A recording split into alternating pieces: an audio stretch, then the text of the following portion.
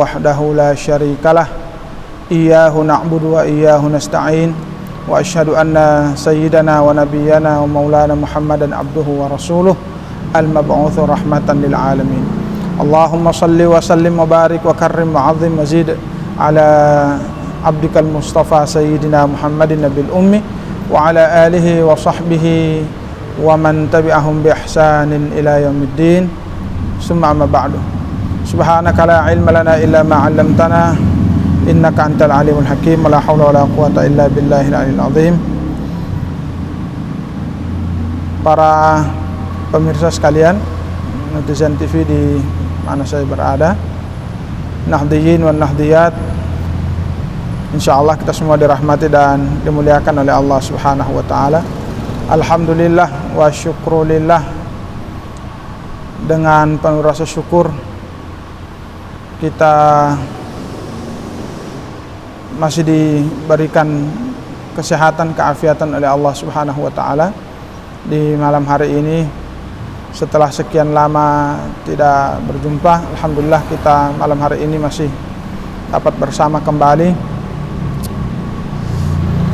Semoga kebersamaan kita ini mendapat ridha Allah Subhanahu wa taala. Salawat dan salam kita sanjungkan kepada baginda Rasulullah Muhammad sallallahu alaihi wasallam, pada para sahabat dan keluarganya sekalian. Semoga limpahan syafaat Rasulullah tercurah kepada kita, khususnya kita yang terus berusaha untuk istiqamah menjalankan syariat-syariat Rasulullah ila yaumil qiyamah. Sebelum kita memulai pengajian kita di malam hari ini, kita terlebih dahulu mengirimkan suratul Fatihah kepada Rais Akbar Nahdlatul Ulama, kepada para kiai, para alim ulama, nahdiyin wal nahdiyat di mana saja berada. Ala hadhihi niyat wa likulli niyatin salihah min khairatid dunya wal akhirah. Al-Fatihah. A'udzu billahi minasyaitonir rajim. Bismillahirrahmanirrahim. Alhamdulillahi rabbil alamin arrahmanir rahim maliki yaumiddin. Iyyaka na'budu wa iyyaka nasta'in ihdinas siratal mustaqim. Siratal ladzina an'amta 'alaihim ghairil maghdubi 'alaihim waladdallin. Amin. Para pemirsa sekalian yang dirahmati dan dimuliakan oleh Allah Subhanahu wa taala, kita hari ini masuk di tanggal 9 bulan Rabiul Awal, bulan yang mulia. Para ulama mayoritas sepakat bahwa di bulan ini Rasulullah Muhammad sallallahu alaihi wasallam dilahirkan pada tanggal 12 Rabiul Awal di tahun gajah.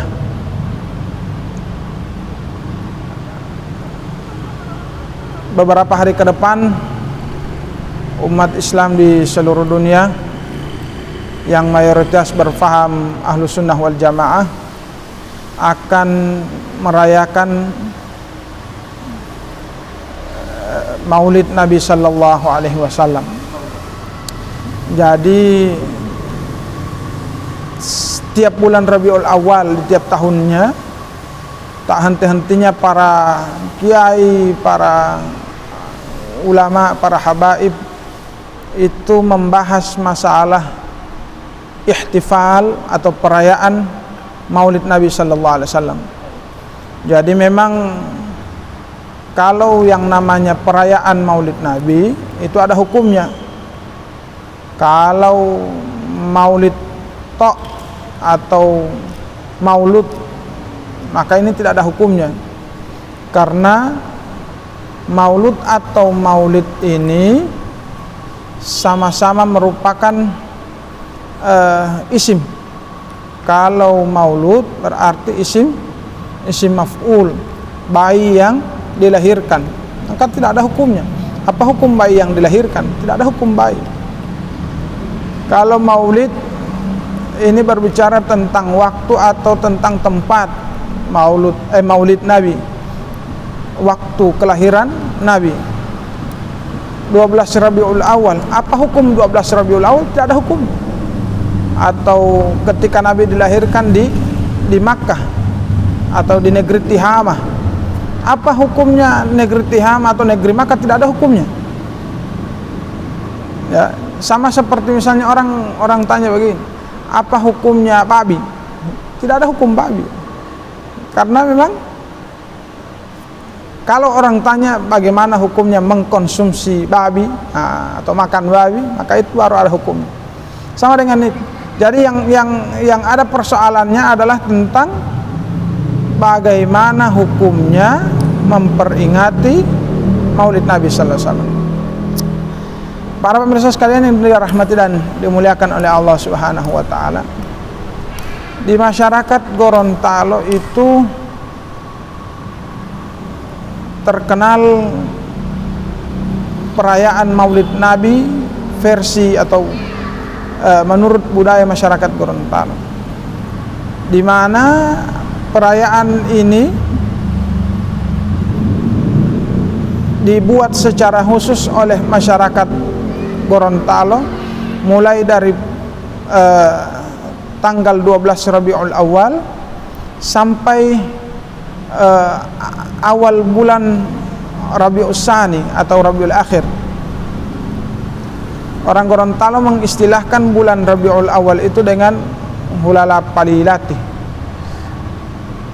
Di bulan ini masyarakat Gorontalo itu bersiap dengan segalanya.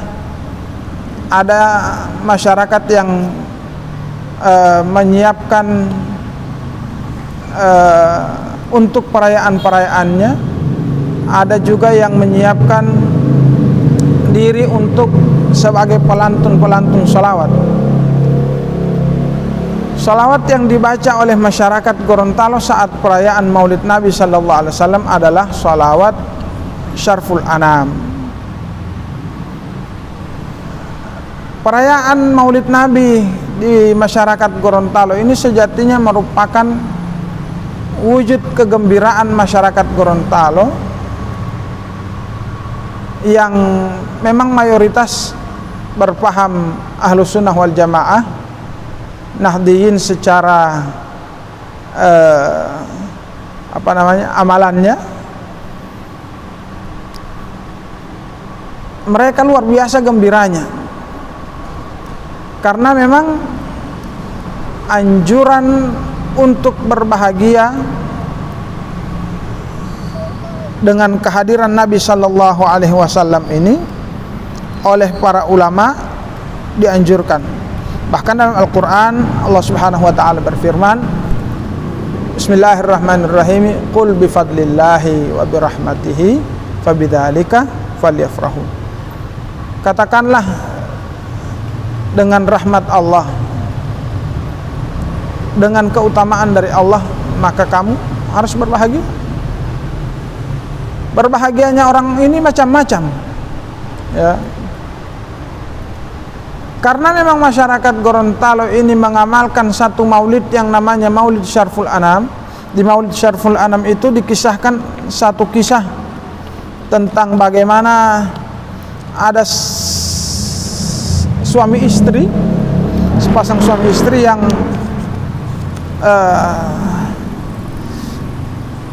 bergembira luar biasa ketika Maulid Nabi sallallahu alaihi wasallam. Dalam Maulid disebutkan, berkata Abdul Wahid bin Ismail, mereka ini orang Mesir. Ada di Mesir itu seorang laki-laki yang ketika Maulid Nabi sallallahu alaihi wasallam dia merayakan Maulid luar biasa dengan cara menghambur-hamburkan dia punya uang. Di samping rumahnya laki-laki itu ada suami istri yang beragama Yahudi. Suami istri ini kemudian saling bertanya, kira-kira apa yang dilakukan oleh tetangga kita yang sebelah rumah ini? Tiap bulan Maulid, tiap bulan Rabiul Awal begini, dia ini buang-buang dia punya uang. Maka kata suaminya, orang itu bilang bahwa bulan ini bulan Maulid, bulan dilahirkan Nabi sallallahu alaihi wasallam. Maka mereka bergembira dengan itu. Setelah berakhir percakapan suami istri ini, tiba-tiba mereka berdua, karena malam, mereka berdua tidur, dan akhirnya suami istri ini mimpi bertemu Rasul sallallahu alaihi wasallam, dan mereka memberi salam kepada Rasulullah, dan dibalas oleh Rasulullah sallallahu alaihi wasallam salam kedua orang ini, yang berakhir dengan kedua suami istri ini ya masuk Islam, berikrar menjadi orang Islam hanya karena merayakan bertanya tentang amalan orang lain, bertanya tentang amalan Maulid orang lain. Yang akhirnya mereka juga berdua ini, suami istri ini, kemudian di akhirnya mereka bergembira luar biasa dengan perayaan Maulid Nabi sallallahu alaihi wasallam. Jadi bentuk kegembiraan orang-orang ini macam-macam. Kita tidak bisa melarang orang berekspresi dengan kegembiraannya. Kalau orang Gorontalo ketika bulan Maulid ini, yang mereka lakukan adalah yang pertama, masjid-masjid itu dihias luar biasa. Kalau Imam Abdurrahman Ad-Dibai mengatakan bahwa ketika Nabi sallallahu alaihi wasallam akan dilahirkan, semua makhluk bergembira. Ketika Nabi sallallahu alaihi wasallam akan dilahirkan, semua bergembira. Fahtazal arsyu taraban wastibsyara. Arsy-nya Allah Subhanahu wa taala itu bergoncang karena riang gembiranya di saat Maulid Nabi. Ini ekspresi kegembiraan masing-masing. Bukan hanya manusia yang bergembira, alam semesta pun, bahkan arsy-nya Allah bergoncang luar biasa karena kelahiran Nabi sallallahu alaihi wasallam. Wasda'al kursiyyu haibatan wa waqara. Kursinya Allah bertambah wibawanya, bertambah tenangnya. Wamtala'atis samawati anwara. Langit penuh dengan cahaya. Wadajjatil malaikatu tahlilan wa tamjidan wastighfara. Malaikat gemuruh membaca tahlil, membaca tahmid, membaca istighfar. Ini wujud ekspresinya mereka. Bumi pun tidak kalah, bumi pun berhias luar biasa. Maka orang-orang tua Gorontalo ketika bulan Maulid dihias masjid-masjid. Orang-orang pada ramai riang gembira menyambut kelahiran Rasul sallallahu alaihi wasallam. Kenapa harus bergembira dengan kelahiran Nabi sallallahu alaihi wasallam? Karena Nabi sallallahu alaihi wasallam kita tahu pembawa rahmat yang luar biasa bagi semesta alam. Wa arsalnaka illa rahmatan lil alamin. Kami tidak mengutus engkau wahai Muhammad kecuali engkau ini diutus untuk menjadi rahmat bagi semesta alam. Laulaka ya Muhammadu ma khalaqtul aflaq. Kalau bukan karena engkau wahai Muhammad, kami tidak menciptakan alam ini. Nabi Muhammad sallallahu alaihi wasallam itu ketika perayaan Maulid disebutkan bagaimana biografinya, disebutkan bagaimana ciri-cirinya. Ya. Jadi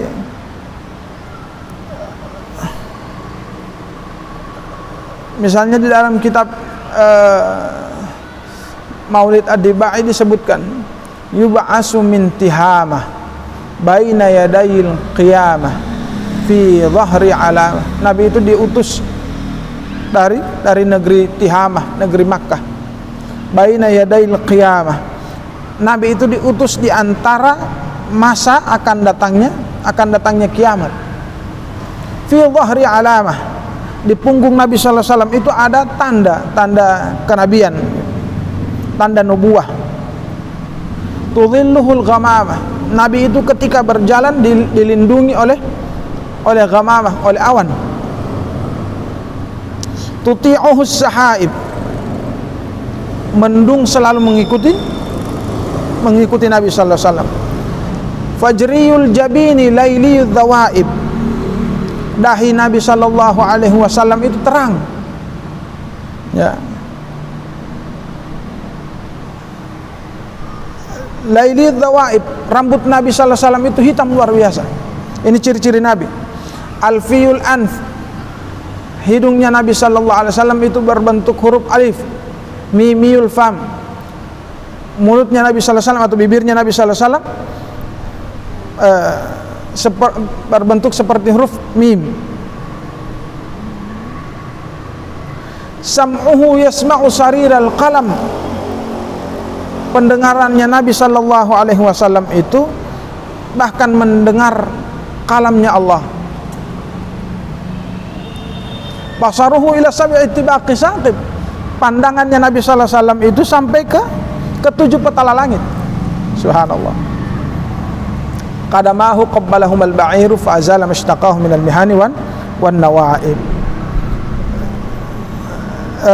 Dua telapak kaki Nabi sallallahu alaihi wasallam itu dicium oleh unta sehingga hilanglah bala yang atau musibah yang diderita oleh unta tersebut.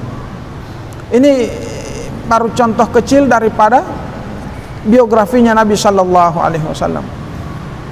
Belum lagi di Maulid itu membahas masalah mukjizat-mukjizat Nabi, atau membahas masalah bagaimana kerinduan makhluk-makhluk Allah kepada Nabi. Di masa Nabi sallallahu alaihi wasallam itu Nabi pernah ditawari oleh sahabat untuk dibuatkan mimbar. Belum ada mimbar, jadi diminta dibuatkan mimbar. Setelah sebelumnya Nabi sallallahu alaihi wasallam itu kalau berkhutbah hanya naik di atas pelepah kurma. Jadi Nabi itu kalau khutbah naik di atas pelepah kurma kemudian menyampaikan khutbah. Tiba-tiba sahabat bilang, "Ya Rasulullah, kami akan buatkan mimbar untuk."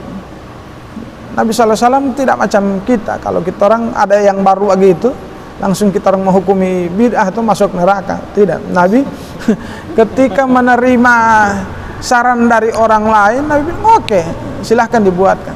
Dibuatkanlah mimbar. Ya. Jadi Nabi sallallahu alaihi wasallam mulai berkhutbah naik di atas mimbar itu. Ketika Nabi sallallahu alaihi wasallam berada di atas mimbar, Nabi dan para sahabat, bukan hanya Nabi, dan para sahabat mendengar tangisan luar biasa. Nabi bilang, "Siapa yang menangis ini?" Nabi cari, ternyata Nabi menemukan batang pohon kurma yang sering Nabi jadikan pijakan pertama ketika Nabi berkhutbah, itu menangis luar biasa di sudut masjid. Maka Nabi sallallahu alaihi wasallam bilang sama sahabat, "Ambil batang pohon kurma itu, dijadikan tempat pertama untuk saya naiki berkhutbah." Jadi tangga mimbarnya Nabi sallallahu alaihi wasallam itu yang awal, dia punya tangga awal. Jadi itu batang kurma yang tadi menangis itu. Nabi bilang kalau tidak dipindah dari sudut masjid itu batang pohon kurma, sampai hari kiamat dia menangis dan tangisannya didengar oleh semua. Luar biasa. Ini baru biografinya Nabi. Orang-orang Gorontalo dengan kisah-kisah seperti ini mereka hafal betul karena memang di tiap maulid diceritakan, dikisahkan itu. Maka maulid Nabi ini di Gorontalo menjadi budaya. Makanya di mahal qiyam, ya, orang Gorontalo bilang di asyraka itu sering ada syair-syair mahal qiyam. ma ra'ainal Isa hannat bisura illa ilaik. Kami tidak pernah melihat unta yang bersedih atau yang berjalan cepat kecuali ke arahmu. Unta itu kalau dari Madinah mau ke Mekah dia lambat jalannya, dan kalau dari Makkah ke Madinah unta itu berjalan cepat karena rindu akan Nabi sallallahu alaihi wasallam. Wal ghamamah qad adallat wal mala sallau alaika. Awan itu selalu melindungi Nabi, ya. Dan para malaikat bersalawat kepada Nabi. Wa atakal uduyab, itu yang tadi, batang pohon menangis, ya. Wa tadallal baina yadaika, merendahkan diri di hadapan Nabi sallallahu alaihi wasallam. Wastajarat ya habibi indaka dhabyun nufur. Wastajarat, meminta perlindungan kepadamu wahai Rasulullah, wahai kekasihku, indaka dhabyun nufur, seekor kijang, seekor rusa yang lari. Ceritanya adalah di saat Nabi sallallahu alaihi wasallam berada di pasar, tiba-tiba Nabi sallallahu alaihi wasallam mendengar, karena tadi Nabi itu sam'uhu basaruhu, Nabi itu pendengarannya luar biasa. Maka Nabi mendengar ada orang yang memanggil, ya Rasulullah, ya Rasulullah. Siapa ini? Ternyata yang memanggil Nabi sallallahu alaihi wasallam itu seekor rusa yang dibawa oleh orang Arab Badui yang siap untuk dijual. Rusa ini mau siap dijual. Nabi dekati rusa itu, ada apa? Ya Rasulullah, saya ditangkap oleh orang Badui ini, saya akan disembelih. Apa keinginanmu? Kata Nabi, tanya Nabi. Rusa itu bilang, ya Rasul, saya hanya ingin kembali ke belakang bukit ini, ke sebelah bukit ini, tempat saya ditemukan. Saya minta izin ingin menyusui 2 bayi saya, bayi rusa yang masih kecil. Mama rusa bilang, kasih izin kamari dulu, saya mau kasih susu ke saya punya anak, kemudian saya akan datang lagi. Nabi bilang, baru apa yang harus saya lakukan? Engkau saya minta menjadi penjamin ya Rasul, jaminkan saya kepada orang Arab Badui ini. Kalau engkau tidak menepati janjimu bagaimana? Kalau saya tidak menepati janji, maka saya berdoa kepada Allah, Allah akan azab saya seperti azabnya orang yang berzina. Nabi bilang sama orang Arab Badui, lepas dulu ini rusa. Orang Arab Badui bilang, apa jaminannya? Saya jaminannya. Saya jamin rusa ini pasti bakal kembali. Orang Arab Badui bilang, oke, kalau begitu deh. Nah, maka Nabi sallallahu alaihi wasallam melepas orang Arab Badui itu melepas rusa itu, ditunggu oleh Rasul sallallahu alaihi wasallam. Ternyata induk rusa itu kembali. Maka orang Arab Badui bilang, berarti bukan orang sembarang ini, bukan orang sembarang ini, dia tahu bahasa hewan ini. Maka orang Arab Badui bilang, apa yang engkau inginkan ya Rasul? Aku ingin beri engkau hadiah. Nabi sallallahu alaihi wasallam bilang, aku ingin hadiah engkau melepaskan rusa ini. Dia lepaskan rusa itu. Subhanallah. Di kisah yang lain, ini kisah yang masyhur, bagaimana ketika Nabi sallallahu alaihi wasallam sedang berkumpul dengan para sahabat dan kemudian didatangi oleh seorang Arab Badui. Arab Badui ini ketika datang langsung kencing di masjid. Kencing di masjid. Para sahabat waktu itu naik pitam. Sayyidina Umar bahkan sobat tarik dia punya pedang siap membunuh orang Arab Badui. Nabi bilang, biar kasih selesai dulu dia buang air, biarkan dulu, selesaikan dulu kencingnya. Sayyidina Umar luar biasa marahnya, merah mukanya. Setelah selesai orang Arab Badui ini kencing, kemudian malah Nabi bilang sama Sayyidina Umar, wahai Sayyidina Umar, bersihkan kencing orang tadi dengan satu timba atau 2 timba air, karena memang posisi masjid waktu itu tanah, lantai masjid tanah, maka disuruh bersihkan. Sayyidina Umar mencari apa maksudnya Nabi sallallahu alaihi wasallam. Tadi saya mau bunuh, Nabi tidak kasih. Giliran selesai kencingnya malah dia suruh kasih bersama saya. Apa namanya? Yang belum sempat dipikirkan oleh orang lain, oleh Nabi sallallahu alaihi wasallam sudah dipikirkan. Nabi bilang, bayangkan kalau saat itu engkau bunuh dia, otomatis ketika engkau mengayunkan pedang, dia ini lari, sementara dia saat itu sedang kencing. Kalau dia lari sedangkan dia sedang kencing, otomatis kencingnya lebih banyak kasih bersih. Makanya selesaikan dulu kencingnya. Ini kisah ini menjelaskan bagaimana toleransi Nabi sallallahu alaihi wasallam yang luar biasa kepada orang yang tidak tahu. Ya, maka kita belajar banyak dari hal ini. Maka masyarakat Gorontalo, para pemirsa sekalian, dengan Maulid Nabi sallallahu alaihi wasallam mereka bergembira karena di Maulid Nabi itu mereka banyak belajar. Maulid Nabi mereka jadikan ladang untuk mereka bersyukur akan karunia Allah. Wujud syukurnya mereka, semua aspek yang ada di bumi mereka pakai untuk mewujudkan rasa gembiranya itu. Yang orang yang biasa di laut, ya, orang yang biasa di laut, bagaimana ikan-ikan itu mereka persembahkan, ya, mereka bawa ke masjid disuruh doa. Wujud bahwa ikan-ikan yang ada di laut juga senang dengan kehadiran Nabi sallallahu alaihi wasallam. Orang banyak yang bawa pisang dari kebun. Wujud bahwa alam, hasil-hasil alam juga bergembira akan hadirnya Nabi sallallahu alaihi wasallam, akan wujudnya Rasulullah sallallahu alaihi wasallam di muka bumi.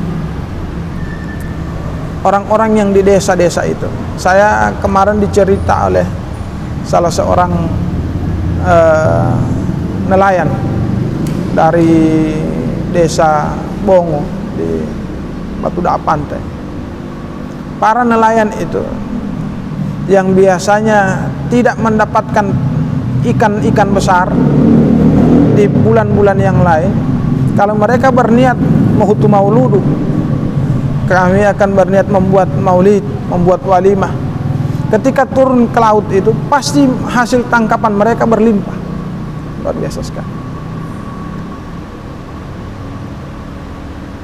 Bergembiranya mereka tidak lain tidak bukan adalah wujud daripada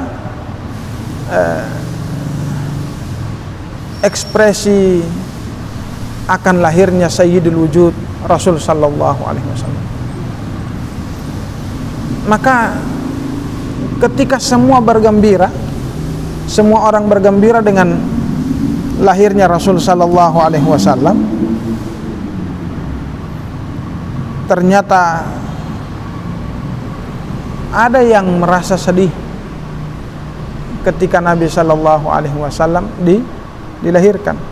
Ada yang tidak suka dengan Nabi sallallahu alaihi wasallam dilahirkan. Siapakah mereka? Tidak lain tidak bukan adalah iblis, laknatullah taala alaihi. Disebutkan dalam kitab, ya, disebutkan dalam kitab bahwa semua riang gembira, hanya iblis yang menangis di hari kelahiran Rasul sallallahu alaihi wasallam. Dalam kitab Bidayah wan Nihayah disebutkan oleh Ibnu Katsir, inna iblisa, sesungguhnya iblis itu ranna arba'a rannatin, bersedih, menangis, galau dengan sebanyak 4 kali. Kapan mereka galau, kapan mereka menangis itu? Yang pertama, hina la'ina, ketika iblis itu dilaknat oleh Allah.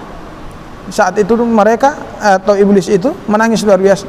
Yang kemudian wahina uhbita, kedua ketika iblis itu dikeluarkan dari surga, maka iblis itu menangis luar biasa. Yang ketiga, hina wulida Rasulullah sallallahu alaihi wasallam, ketika Nabi sallallahu alaihi wasallam dilahirkan, menangis iblis. Yang keempat, wahina unzilatil Fatihah, ketika surat Al-Fatihah diturunkan. Jadi hakikatnya orang yang tidak suka atau orang yang marah dengan pelaksanaan maulid hampir sama dengan iblis yang tidak suka. Jadi kita sering membaca, kita sering melihat ada tulisan-tulisan mengatakan bahwa maulid Nabi sallallahu alaihi wasallam itu tidak membutuhkan dalil yang sahih, tapi membutuhkan hati yang sahih. Semoga kita tercerahkan, semoga Allah Subhanahu wa taala merahmati kita, khusus untuk nahdiyin wa nahdiyat di mana saya berada. Semoga Allah Subhanahu wa taala memberikan ridha dan inayah untuk kita semua. Beberapa hal ini yang saya sampaikan, semoga dengan kelahiran Nabi sallallahu alaihi wasallam, momen kelahiran Nabi sallallahu alaihi wasallam, kita dapat rayakan untuk sebagai bukti kecintaan kita kepada Rasul. Kita hanya berharap diberikan syafaatul uzma, syafaat yang besar oleh Nabi sallallahu alaihi wasallam. Kita dapat bertemu, dapat melihat dan dapat dipandang oleh Rasul sallallahu alaihi wasallam. Semoga Allah Subhanahu wa taala meridai kita. Allahumma fiqna nuhdina ila aqwamit thariq. Assalamualaikum warahmatullahi wabarakatuh. Waalaikumsalam.